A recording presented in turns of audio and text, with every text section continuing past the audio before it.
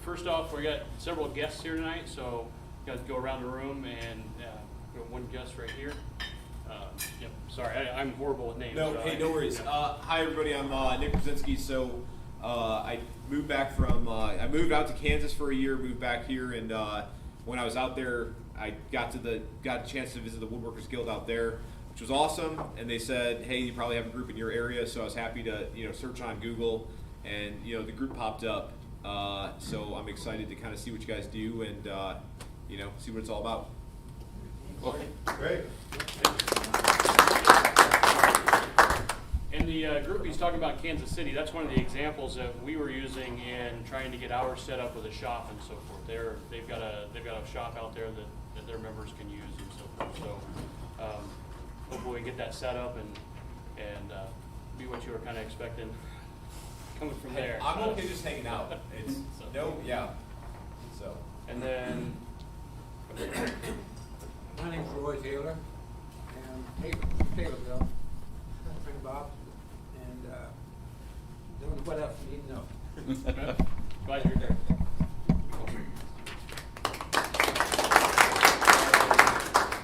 What else we got? Back here in the back. Okay. So I'm Bill Bruce, and Dave brought me here tonight, and I'm especially interested in the idea of this shared facility or whatever, and seeing if I could fit in on that somehow and get involved. But I'm just got here for curiosity, So Okay. thank you for having me. Okay, is that everybody? Okay. Christopher is not here. He's the guy that offered Yep. to be a presenter in our November meeting, and he didn't show up, so. Okay. So what he's talking about is the person he's talking about does you were there and saw it. We had a shaving course there at the music festival here in town. And did a lot of carving, and I thought his work was totally relevant to the club. And he's not presented before, but he was willing to do that. And I was just going to work with him on putting together something that a presentation. So he's not here. Then if he comes here, it'll be a live demonstration since there's no tools, power tools involved. He can come up here with his the shaving horse and smoke shaves and so forth, and kind of show that. So that's what we're trying to work on for November. Don't forget December 9th is our Christmas party. More details to come on that. I know we got to get together here soon and hammer out those details, and you'll get an email about that. And then the last part was our voting on our bylaws, the changes. Everybody had that. I emailed those out. There's more copies that are here on the tables. If anybody needs a copy, they're here. The only difference from what you saw before now is that blurb about a membership card was removed. That'll be part of our policy documents, and there was issues making that work. And then as I was talking to somebody else about it, they said, well, that should be policy documents anyway. And then Norm found some punctuation and grammatical errors in there that we fixed. So we got those fixed. I think instead of on, it said one, and a couple other things like that. And with that, so we can do a verbal vote, and if there's any opposition, then we need to do a closed ballot after that. So the motion, because we have to have a motion to put out, would be to accept our new bylaws as they were presented, as they're written there, as our new bylaws. Is there a second to that motion? I'll second. And then a discussion. So is there any further discussion? I know we discussed this a lot in the last meeting. Is there any other questions or discussion with our bylaws prior to voting on those? No. Okay. So all those in favor of adopting a new bylaw? Oh, go ahead, sorry. It is the change of name. Yes, the name will be part of the change. It's written in there, so that would be part of the change. So And the only change there is instead of being Capital Area Woodworkers Club, it's Capital Area Woodworkers Guild. That'd be the name change. Anything else? All those in favor? Aye. All those opposed? Okay. Not that, I don't Oh, oppose. oh. 3 people here want to know if they vote. The people online. We don't have any provisions for online voting or that, these bylaws will actually allow that. But we don't do that one. Okay. practice. Okay, Scott, no. Tell them to vote yes.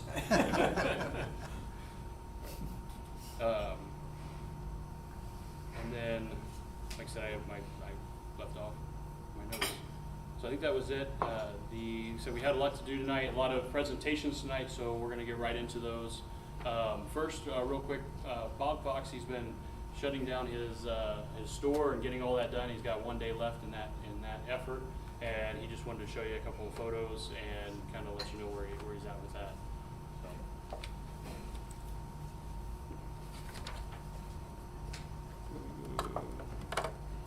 There you go.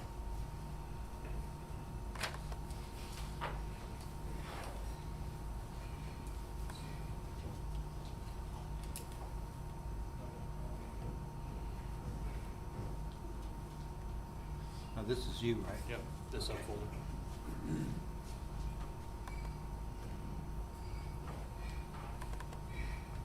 if we make this a little better.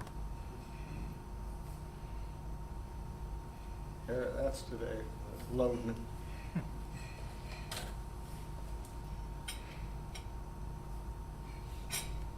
Should be able to just click on the edge of it to bring up the next photo.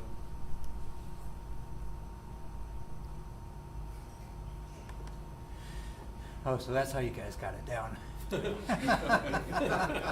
Well, Norm had an idea, he come out and with his sawzall, and he was gonna cut a whole roof.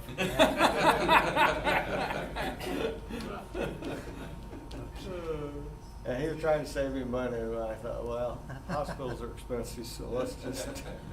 Okay, that's the same thing that's coming down. Oh, video. Is that max? That's just a scan of it after we have it loaded and strapped on.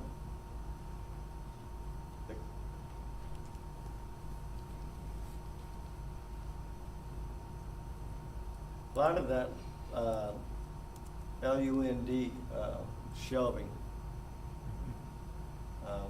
I think you sent out in the email about what's available. Now, this is some stock that we still have available that's brand new.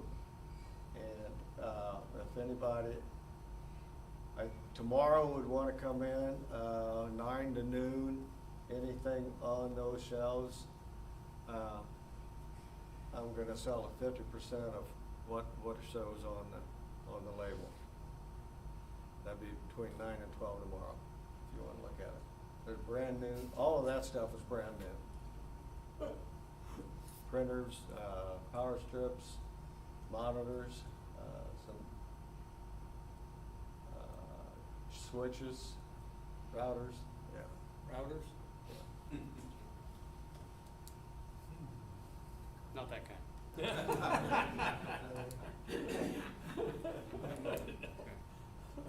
Okay. That's just more stuff, that same stuff. There you go. Yeah.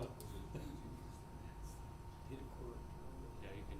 Yeah, go a little faster there. Not too exciting. That's called potpourri. That's more stuff. Yeah.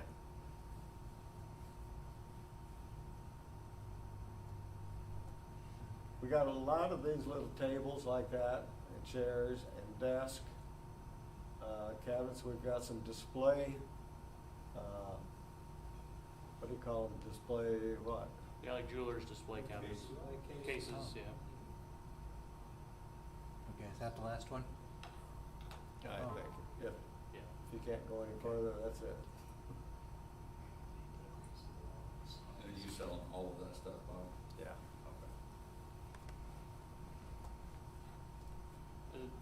if anybody's available tomorrow, we gotta load that trailer up again, and some of the stuff that we're loading tomorrow is stuff that Bob's donating to the club to be used in a building later on once we get a shop. So it's pallet shelving, to be able to put in the back of whatever shop we have to store stuff. So, if you can, wanna come by and help load that up, that'd be great. So. Yeah, we'll be down there at 9.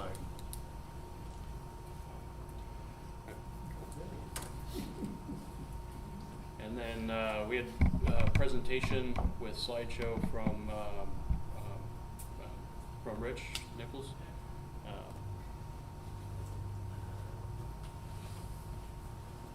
It's, huh?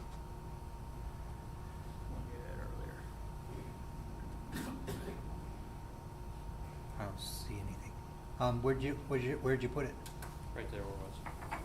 Right there, Oh, I this think. one. Oh, these 9. Yeah, Okay, yeah. okay. I was thinking of.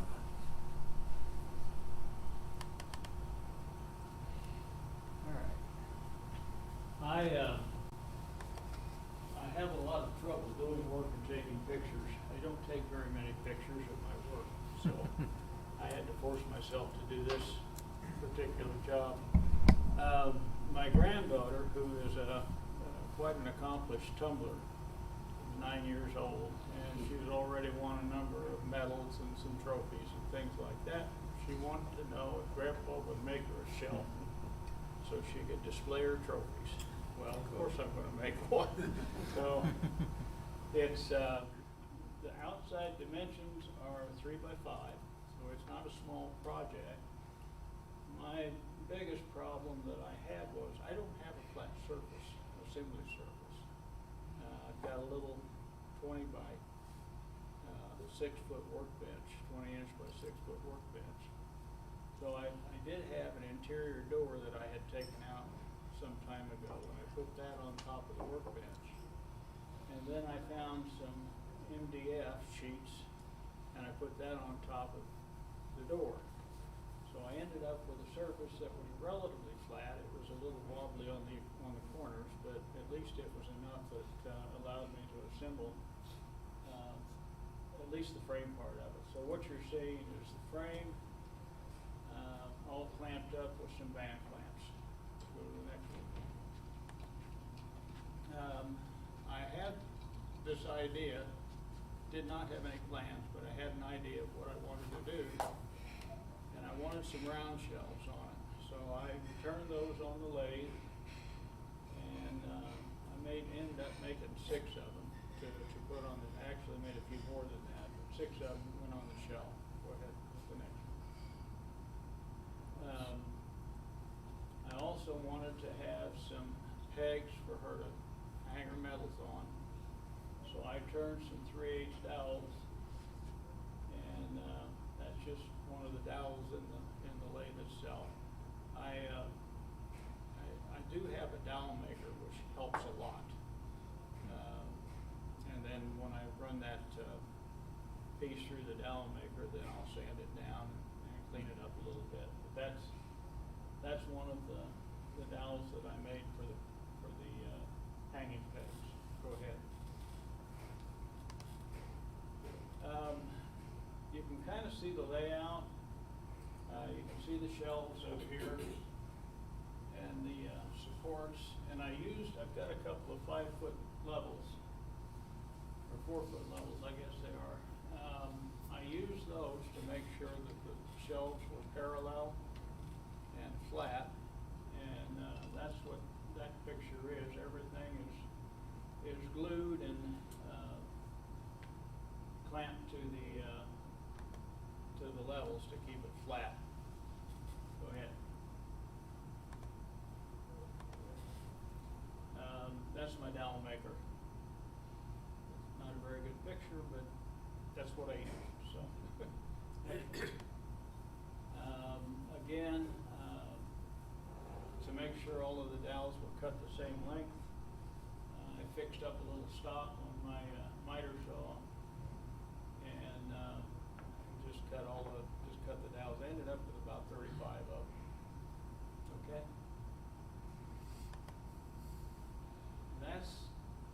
shot of the right side of it. This is one of the angled uprights with its two shelves on it. I had a little space over here on the side, so I cut another flat shelf and I cut it out so that it would fit around that round shelf. And that's just, got a little square over on the far corner and then this piece here that I cut to keep it level. And then I glued it and screwed it in. Next one. Okay, that's a front view of the whole assembly. Like I say, I didn't have any plans, but I did want to incorporate a V for victory, and also because by incorporating the V, I've got enough offset between this shelf and this shelf that you can set something on this one that may be even higher than that shelf up there.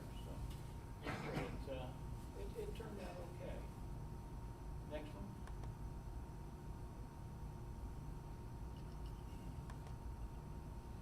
And that's kind of a side view that shows all of the shelves installed and a couple coats of finish on it. I used polyurethane gloss and got about 5 coats on it. Okay? That may be it. Yes. You say that That's was it. three Okay. by 5, is that what you said? 3 feet by 5 feet. It's a pretty good sized piece of equipment. Is it I gonna- brought one of the shelves.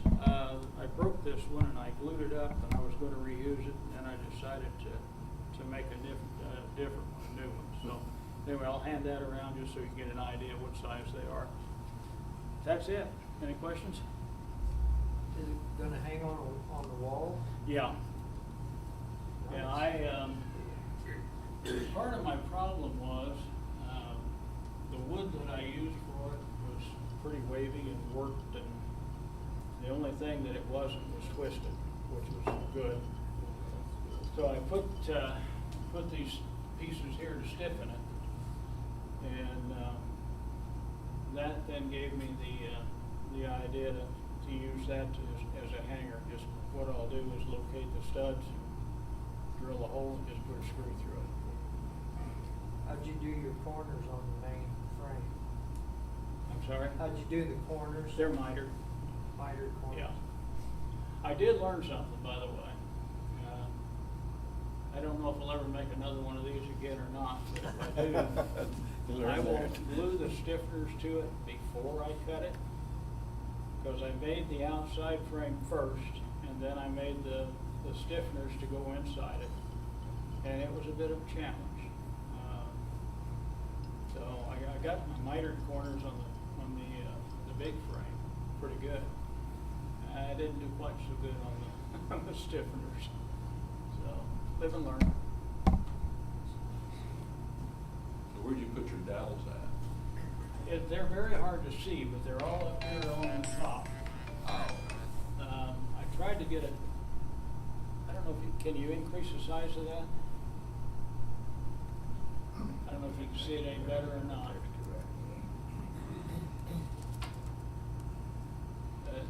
Yeah, they're up there. They're at a slight angle, probably about a 3 or 4 degree angle, and protrude out about an inch. Top right. You go over 2 more? Yeah, because I can't see it from back here. Yep, right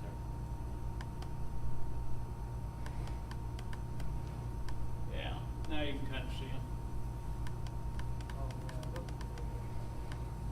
Yeah, right up there. You'll have to bring a picture when she gets it loaded up. Yeah, I will. Yeah. I'll take a picture of it when she gets it loaded up. She's really pretty good for her age group. She's 9 years old, and she got first place in state and was set to go to Florida for the national competition. And went into training 2 days before they were to leave and sprained her wrist. Oh, no. So she didn't go. And she was pretty upset. You'll be building more of those, right? I may. My son called. I've been sending him pictures as I went through this. And he said, boy, when her friends see that, You're gonna be busy then. Okay, $250. Oh, That's worth cheap. that. Yeah, Yeah, oh, I was that's, gonna say, yeah, that's that's cheap. real cheap. Well, probably my walnut alone worth that, and I'm out of walnut. Dustin. Yes. What's the depth? How far, how thick is it, or how deep does it go back? It's 5 inches. Yeah, actually, it's 5 and 1/4, because I wanted a full 5 inches on the shelf itself. And I used the stiffener and all of that for use the quarter up on it. So that's what my son told me the bases were. He said they're 5 inches.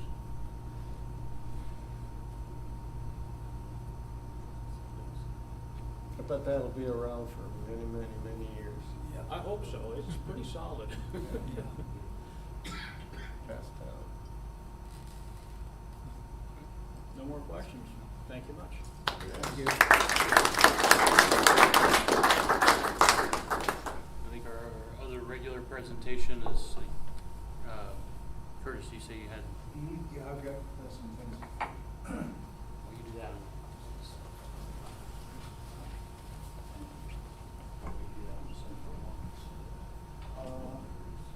Yeah, it's supposed to. Oh, that's good. That's right. I'll do this one. Okay.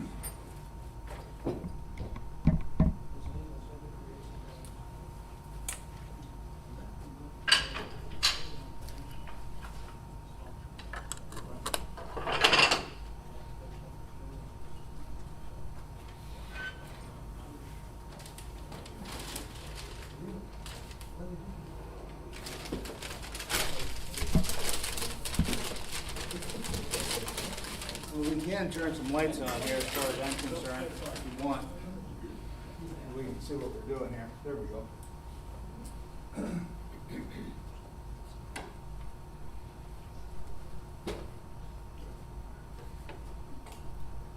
That's all right, Dustin, I think I'm gonna be fine here. Let me start off and say,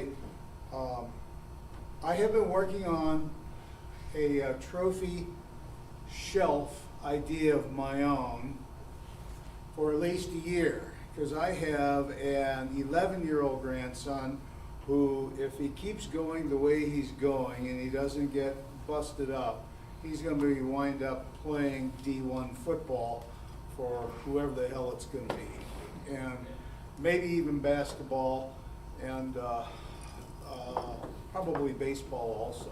We'll see how it works out. The kid's going to have a room full of trophies before he gets out of high school. He's 11 years old, and I don't know, I got to talk to his dad. His dad is head football coach out of Pleasant Plains. So he's got athletics in his blood. And I've got to sit down and talk to him and say, which wall do you want? And it's going to be like that. So I might come and talk to you about ideas about wherever. So that's probably going to be a 3 or maybe 4 month project for me. Anyway, I was here last month, and I had a whole bunch of stuff to talk about. I brought some work in progress last month. I was, let's see, I had this was put together in terms of having 4 pieces of wood minered together, but was not finished. This one, or vice versa, was 4 sticks that were rubber banded together with the miters cut on it. No, the miters weren't even cut on it. So they were work in progress last month, and I wanted to show you how they worked out. So these are my daughters. She's a practicing chiropractor in Asheville, North Carolina, and she sent me 3 certificates, 2 certificates and 1 diploma. So the diploma is the one they have not yet gotten done. The piece of paper is 14 by 11, the piece of paper is. I've got a 2-inch mat for it already, and then I need the wood for it to make the frame to fit the mat in. So the whole thing is gonna be like 20 inches, 20 inches down and 24 inches across when I'm finished with it. I'm using some milled down maple, I think this is. I bought it 3 or 4 years ago, and you guys remember when that one company went out of business up by the Coke plant? Was it 2 years ago?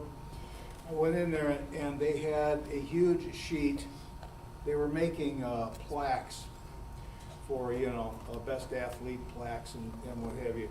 Anyway, they had some sheets that were 3/4 inch thick that were like 30 inches across and 36 inches the other way. And I bought 8 or 9 of them for like $8 a piece. And I've been cutting them up into strips. And this is what this wood is. And that's where that wood came from. And I've made maybe a half a dozen picture frames so far out of this. It's already put together, it's milled, and I don't even have to hardly take anything off of it when I run it through the router, or not the router, the planer. So about 4 years ago, when Molly asked me to make the first batch of frames, I went to Infinity and I bought a package of 6 different router bits that would cut whatever pattern that we've got here. And I'm going to pass all this around. I cut these guys out today. This was an extra. I had a couple extra sheets or strips, I should say, of wood. Am I on the? Okay, you've got me. I'm standing correctly. Okay. And I milled out the rabbet for the item that for the paper to go in there, and the glass and what have you. Okay, so I did that first after sizing it all up, and then I just kind of tried to figure out which one of these that I want to do. I cut it into smaller pieces so that I would have enough wood to actually be able to make a decision on what I wanted to do. So after owning these things for like 4 years, I finally got them out of the package, finally put them in the router, and I'm going to pass these around here. Take a look at the pattern that I can cut out of this. And Infinity actually calls this their picture frame package. And they have a full set of router bits that you can use. So I thought a shadow box on the first 2 would really be kind of cool, and those guys are the same thickness of wood that I'm passing around, just turned over 90 degrees.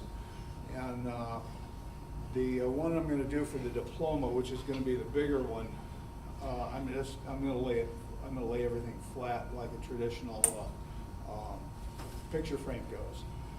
So I decided to leave those unstained, and when I got them put together and sanded down and what have you, I just simply sprayed out of a spray can polyurethane on them. All in all, I think they came out pretty good. The first 4 that I did for her were all dark stained, and she's got them arranged on her wall where she does her medical thing. And about twice a year since I took those down there, she sends me a text message and said, "Dad, I had a patient in the office today, and he or she looked at at my diplomas and certificates that's on the wall and said, 'Wow, who did the frames for you?' And she said, 'My dad did.'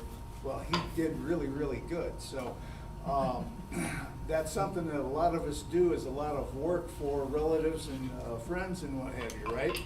So she's really anxious to get these next 3 items done. So the other one is gonna be whichever one of these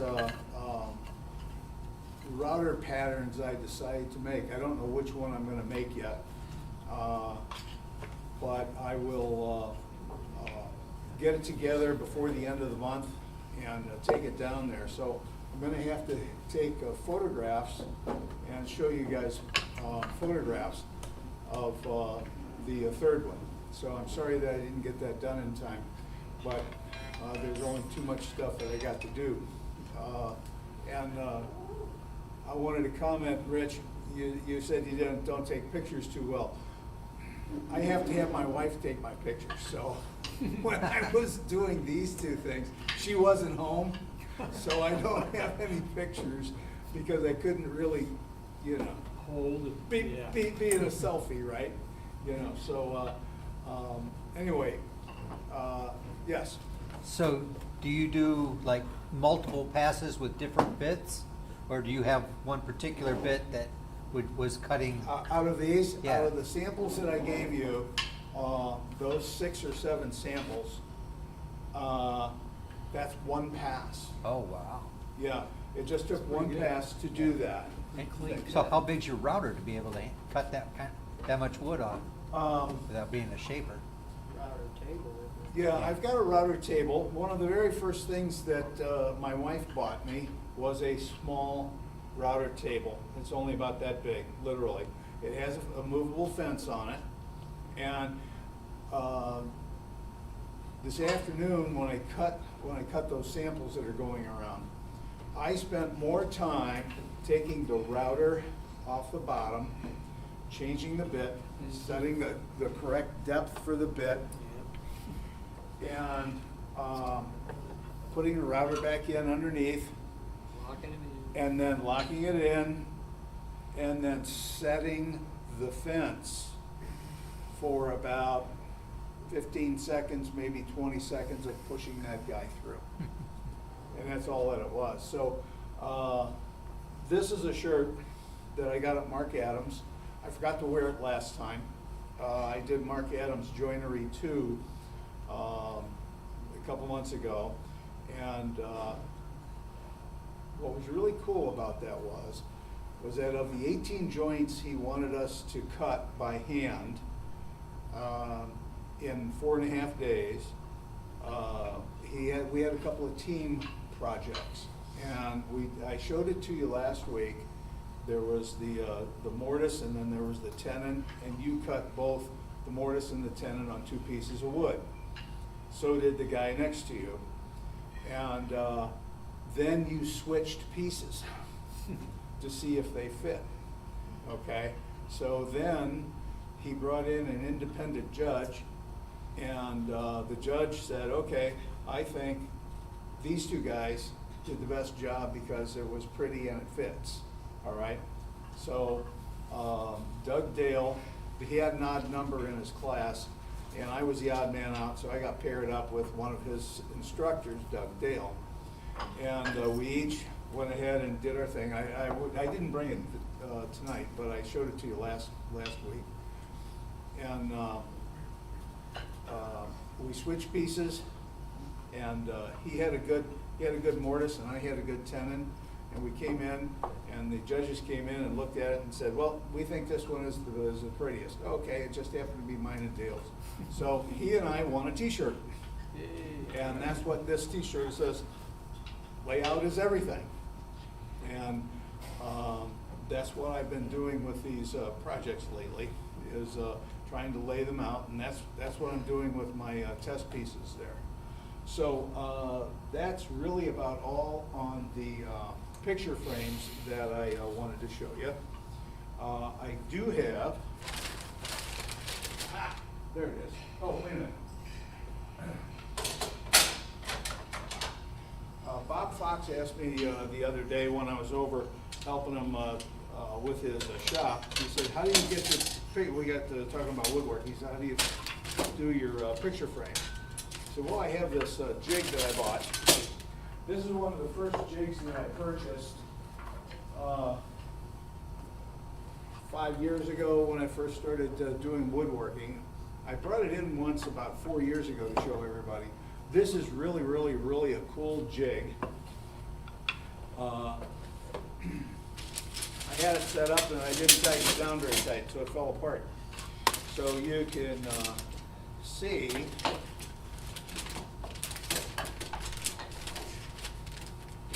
what this does. There we go. It's got a wing nut on a big old bolt. And you tighten it up. I'll be with you guys in a minute. You put your 4 pieces that's already been mitered in here, like any other jig. This particular frame was one that I made a while back. I don't have it down tight. Come on, All right, there you go. At any rate, you just glue the miters. It's much easier on a flat surface, guys.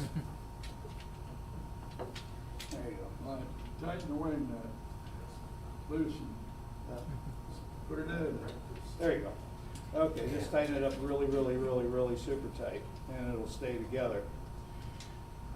It's real easy to work with, these 4 pieces. There you go. That'll do it. You got 4 hands. Yeah, you gotta have 4 hands, or a flat table that's large enough to handle it all. What's the kit cost? $25, $30, if that much. And the source was? I believe, if I remember right, it was a Rockler. I was buying it off. I got it online. I think it was from Rockler. And by pushing it together like this, you really get a marvelous amount of tension and pressure on the 4 miters. This orange stay is like 3/4 of an inch tall, and my wood piece is 3 3¼ inches. So when you put it together, you can push down and wiggle it so that the miter comes out absolutely perfect, very, very well when you do the final push down and clamp part of it. Okay, so you can actually see what you're doing. I'm surprised they don't have a little notch here for squeeze out on the glue. Oh, well, you know, I guess you can't think of everything, but what they do have is that these orange notch things, you can swing them around so that if you don't want to glue these, this smaller piece is for using a nail gun and bradding them together, okay? They do have that, and by using this size wood with this size gizmo, you can actually see this miter as it's gluing up, as you're putting the pressure down, so that you can get both sides even, and you get them both straight, and it comes out real nice.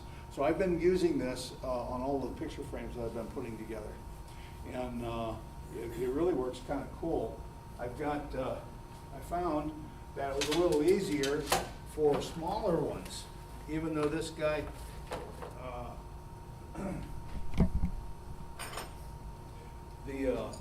it says from 5.5, from 5 by 7 up to 26 by 30. I went ahead and cut off a couple of the guys a little shorter so I can get smaller than that if I need to. So that's a little bit of customization that I have for it. And there was something else I was going to say, whatever it was. If you want to make something larger than 26 by 30, you don't have to use this guy, okay? You can pull him out of there. You can use your regular old Irwin bar clamps, however, you know, this long, and clamp them here and here, and then go all the way out, and you can get something even bigger than 26 by 30. Use threaded rod and a couple nuts too. Yeah, yeah. So it's really a versatile thing. I really am glad that I think this is the very first jig that I ever went out and bought. Okay, I was buying tools and what have you, but this is the very first jig. So the frames that I'm getting, that I'm doing, are really pretty cool. You know, you're talking about the moment ago, the glue run out and it gets on your tables or your pieces like that. If you haven't tried it, get your wife's parchment paper. And That works. you Yeah. can't, I used it the first time or something and it was wonderful. And I thought, well, I'm going to Scotch tape that to my workbench. Scotch tape wouldn't work. Yeah, it does. Parchment paper, if you don't know, is a waxed paper on steroids. It has the same consistency as wax paper, and a baker will line her cake pans with it so that the cake will not stick to the pan, and you flip it off and you just peel it off. And my wife uses parchment paper all the time. I used my shaper one time because it's got a good right angle on there. I wanted to glue something up at the right angle, and I thought, I can't put that on that steel, glue. So I used a piece of parchment paper and it slick. Yeah, it works pretty cool. So that's all right. So that was it that I wanted to finish up on picture frames.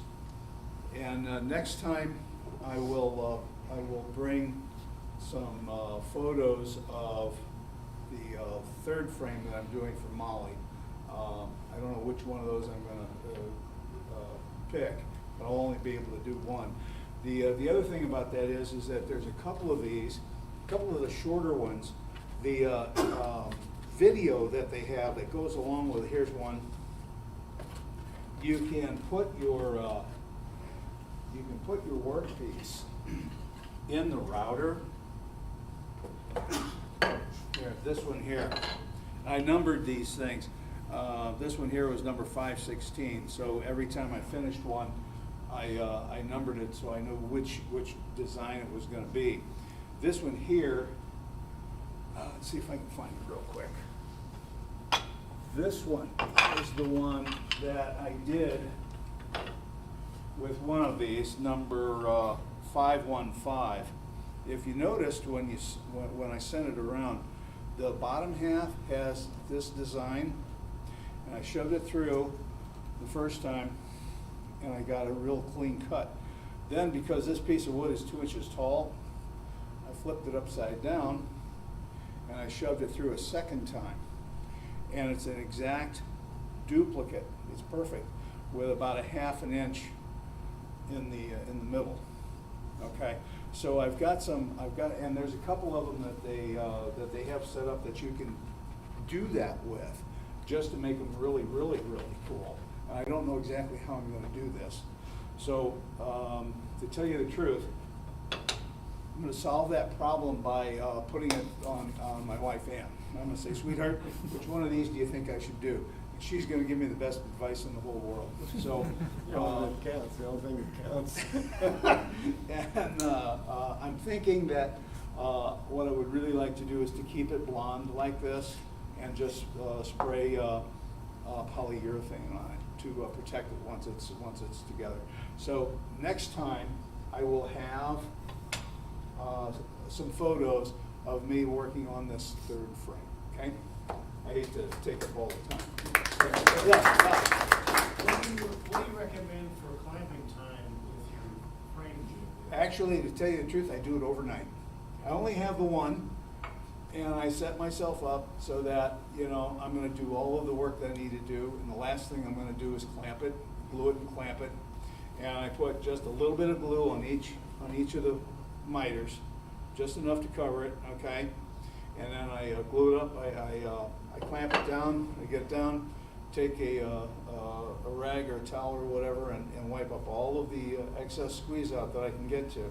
And then I just quit for the day and I let it sit overnight. And then I come back the next morning and take it out. And it's just absolutely perfect. At least we hope so. Okay, there was one other thing that I wanted to mention last week concerning the Mark Adams school that I attended. I went to 2 of them this year. Both of them were 1 week long. Joinery 1 was back in the last week of March, and then in July I did Joinery 2. Both of those classes were exactly the same. A hammer and a chisel and wood. And the first one he gave us like 15 joints in 5 days, and the second one he gave us 18 joints in 5 days. And I passed all that stuff out last week to show you. But one of the things he did in the classroom setting part of it that was so cool, fixing things, okay? If it doesn't work perfectly, there you go. If you have a joint that isn't absolutely perfect, okay, or you have a gouge in there from a slipped tool or whatever it might be, he gave us 5 steps to fixing things. And he did a magazine article for whichever woodworking magazine it was, I've forgotten, like a number of years ago, and he said, here, there's 5 things that we can do as woodworkers. Oh, okay, that's fine. So they did all these pictures, and they did all the layouts, and he did all of the verbiage, and this is how it's done, and they typed it all up, blah, blah, blah. They only had enough page space for 4 of them, and they cut one of them out, and they didn't tell him what they were gonna cut one out until after it was done. So he didn't really know which one it was.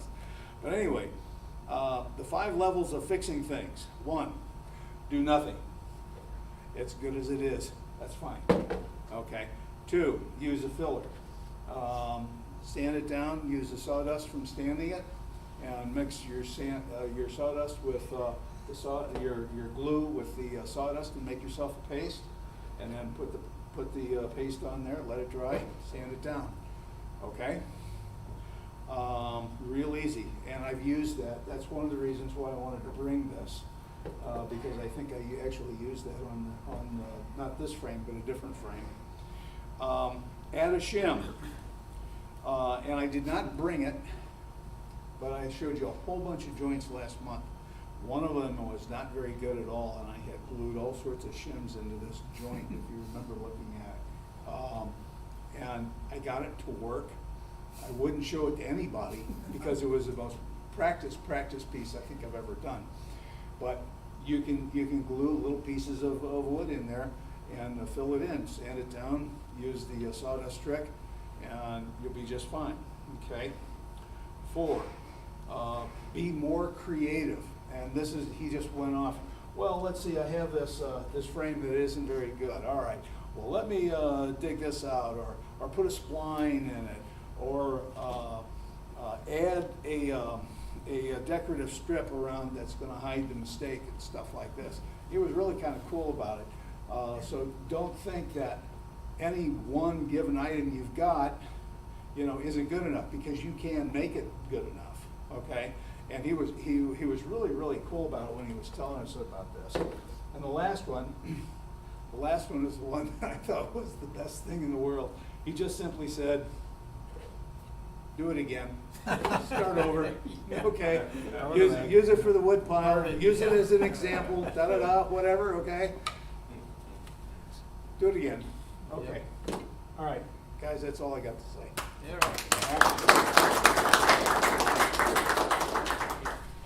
Can you help me with this one? Yeah. All right. I'm just gonna go like this, and then have them back up.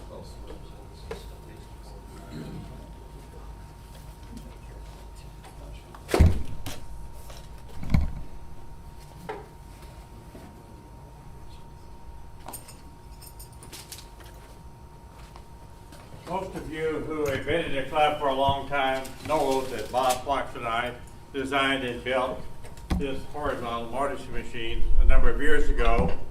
Then we produced a kit where you can build it yourself. Most of you that do tables or cabinets use the mortise and tenon joint. And it's a lot of different ways of cutting it, but the quickest and probably the simplest way is to cut a mortise in both of your pieces and then use a floating tenon to put the two together. For instance, if I'm building a table that has 4 legs, that means that for each rail to go into each leg, there will be 8 mortises that will be needed to put that table together with a floating tenon. If you have rails again at the bottom, that's 8 more. So that may mean in any table you may have 16 mortise and tenon joints that you have to put together. A horizontal mortising machine has a router that comes through the back. This one doesn't have it. It focuses in 2 different directions, back and forth. And there is a scale where you can set not only the width that you want it to go, but you can raise it up and down so that it is halfway or wherever you want it in your piece of wood. You can also take this off, which is your guide that holds it, and turn it 90 degrees so that in this way we may be putting the mortise into a leg which would go in. If we turned it 90 degrees, we would be putting the rails into here. It again would go back and forth and would create exactly the same size mortise in the rail and in the leg. So that when you're building something that's like a table, I use this all the time because I've built well over 100 tables in my workshop career, and I can do all the mortise and tenon joinery that would go into a table in anywhere from 20 to 30 minutes. Once you have your setup, it's very simple then to mark with the gauges and the scales the exact size, and you set that, and once it's set, then it makes exactly the same size mortise for every one of them. And then if you want to change it to do something different, it's easy to change and redo it. Bob and I put together kits so that you can build your own. This is one that is built using one of the kits, and I'm going to pass around. This is the instruction book that is used. Within each kit, there is a full-scale plan where you can put all of your wood out on the drawing and map it out perfectly, the exact sizes that you want. The kit contains all of the hardware, the drawer glides, the electrical, everything that goes except the wood. We've built so many of these, I think it's a good weekend project. Most everybody could build one within a weekend. Bob and I have some more of these kits. We're not in the market of selling them anymore. Some of those are going to go into the new shop that we're going to be. If you are interested in building one of these, we have a few kits left, and if you would like to take a kit and then make a small donation to the club for that, you're welcome to have the kits. I brought one today, and I have several more at home. So if you would like to build one of these, it's not very difficult to build. They're all just cut out, screwed together. There's anybody that has a simple shop can put it together. So I'm offering, if you decide you want to do this, we do have a couple of kits. If anybody's interested in, I have a couple of these that are already made, and it doesn't have the router, but it's all perfectly ready to go. I'd be willing to sell this, so after the meeting, if you're interested and would like to purchase this one, it's for sale. Anybody got any questions about this? I think you once said that you made a table where there were 80 or 84 applications. Yeah, if not only for tables, but for casework particularly,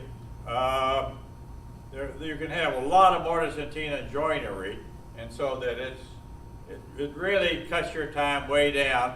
The other thing is that it's perfectly accurate. It's very difficult to make a mistake because they all come out the same mortise exactly. The tenon is a floating tenon, which obviously, since this is a rounded mortise, the edges are going to be rounded so that your floating tenon, you round the edges so that it fits in perfectly. It's fairly simple to make. When I'm making the tenon, I run it through my planer to fit, if it's a 1/2 inch mortise, to the 1/2 inch. If I got a 2 inch wide mortise, I just cut that piece to 2 inches a long strip. I either run it through my router, or, which is quicker for me, I just take a hand plane and round over the edges, and then I go to the bandsaw and cut them off exactly how long it's supposed to be, and so then I got them all ready to go. So when I'm ready to glue up, I glue up one end of the table, mortise and tenon put together. After that's dry, then I glue up the rails to the sides and put that together. So it's pretty quick, and if you want to make it wider, you're not limited exactly how wide. You can make this up to 1 foot long if you wanted to make something that's a lot wider to put together. So depending a lot on the design of your table. Bob, you wanted to add something? Well, yeah, I was just looking up mortise machine, and you can buy one all put together here. Here's one for $1,495. And there's another one for $1,099. Yeah, well, when I went to the Mark Edwards, one of my early classes there, they had the commercial built horizontal mortising machine, and it was about $2,200. And so I thought, well, there's got to be a simpler way to do that without spending that kind of money. So we came by, and Bob and I started. Bob did a lot of the design on how to set. There are 2 stops that you use to set the length that you want, and it's just once you do that, it's perfect. But it's very easily to adjust with your stops. And then Bob also designed so that the way this changes here, you take these screws out and it fits in both directions. So the design is really very well done, and I give Bob credit for figuring out how to do all that. And then this crank just raises it up and down depending on how high or low you want it to be into everything. So anyhow, if you're interested in a kit, or if you're interested in purchasing that, see me afterwards. Anybody got questions? I do, and I show my ignorance, because I don't have, I got routers, but I don't have a routing table. Yeah. Where exactly does the router go on that machine? Okay, the router is in the back. Okay. It's screwed on to here. There are 3 holes here that screws your router plate, and the router comes in through here, and so your bit is sticking out. And how deep you want your mortise to be, that's how far in, and you can adjust it in and out. And so that if you want a mortise which is 1 inch deep, you just have your bit coming out here 1 inch. We'll rotate it 90 degrees, please.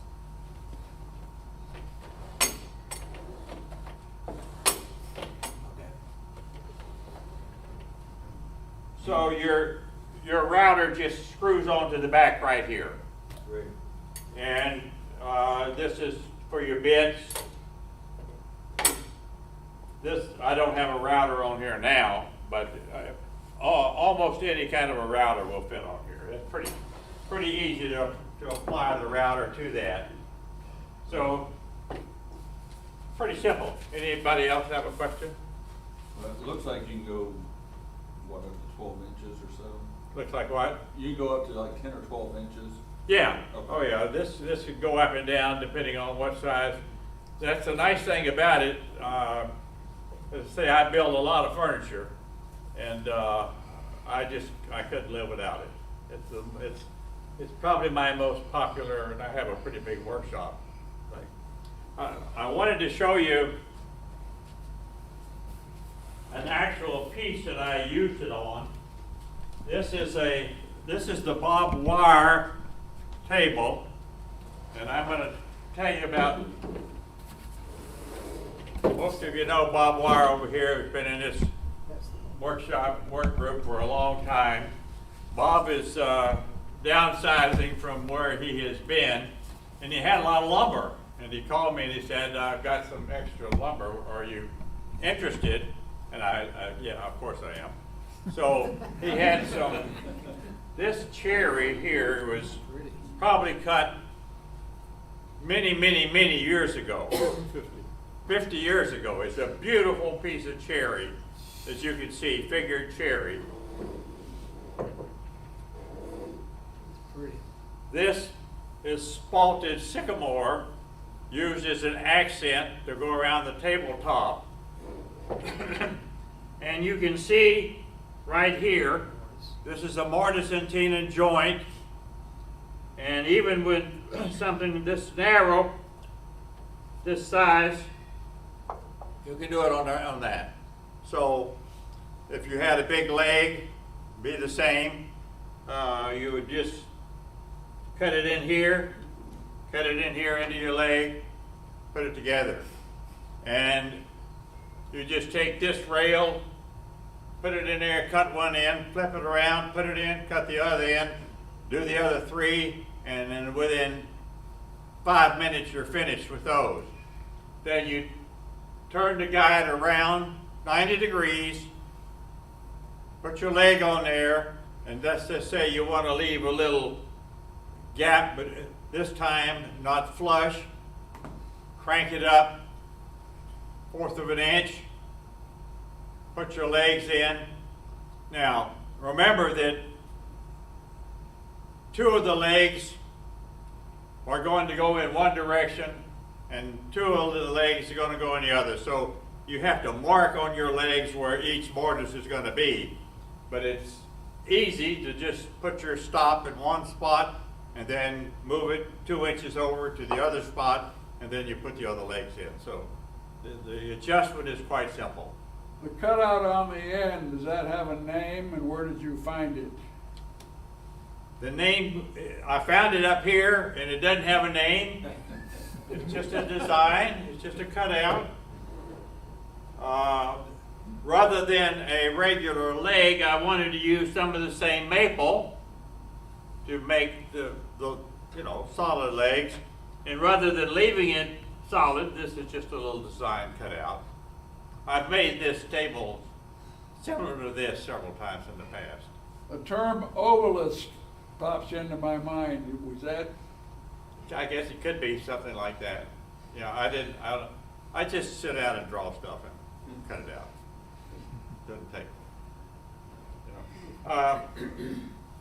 Ralph is not here, but Ralph saves a lot of his spalted wood for me, and I have spalted hickory, spalted maple, and spalted wood is just beautiful. It's one of my favorites to use, and it makes a very nice accent piece when you put it in. So you have cross grain fighting long grain. Have you run into a problem there? no, not in this size really. It's not going to do. Sometimes when I do this, I miter, but with this size, I built this same design many times, and it doesn't change that much. So it's been pretty stable. Besides, Bob said, this piece has been sitting for years and years and years. It was perfectly dry. It's just a beautiful piece of cherry. Several of them he had several boards that had to be planed down. I made a television cabinet out of the same material, and my dad made a large coffee table out of the same material. So it's generation to generation. Yeah. Bob said some of that wood was 12 feet long. Yeah, we had some long pieces. He had some beautiful long pieces of cypress, which was also very old. And I built a sofa table with some of the cherry, with this, the top design was similar to this, but it was a tall, the legs were 30 inches as a sofa table, and it was 52 inches wide.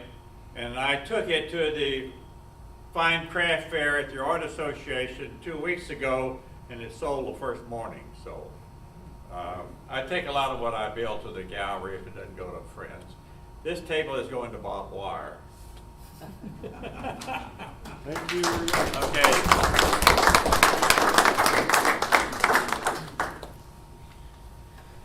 Okay, talk about Ralph and his spalted sycamore. Here's another one. Yeah, Ralph asked me to bring it here, and now he's not here. But yeah, this is from Ralph, spalted sycamore. This is walnut, and this is a nursery sign for the baby. Is that a CNC machine? No, the CNC cut the outside of it, and then the rest of it is laser. Okay. And it's actually laser engraved, and they're inset into the. But that into the laser's wood. mounted on your CNC machine, correct? No, it's separate. And how are you guiding the pattern? Well, mine has a camera, and so you shine the camera on it, and that tells you exactly where it's going to be doing the lasers, the layout. So you did that freehand? No, this is just a different font off the computer. Okay. I think this is like Sunshine font. Nice poppies. Thank you. Yeah. That's pretty cool. Yeah. With the laser, that's burning the wood. Right. Do you have any problem with the ash, cleaning off the ash with the gluing? Not a real problem, because I sand it down to like 180 before, and then when I do it, and the ash is on there, and then so I go from 180, and the rest of my sanding I go to like 400. So You know, inside of each design, you're sanding that, Um, the ash out? No, on the surface. Okay, but In fact, the ash inside it is actually. Yeah, like a that's poppy, Yeah, that's that's the an color insert. from the laser. Well, like where you did the inlay for the poppy. Yeah, for How the- did- Once you burnt that, how did you get it cleaned out? Oh, I just blow it out, and then, but mainly the sanding process. Okay. Great.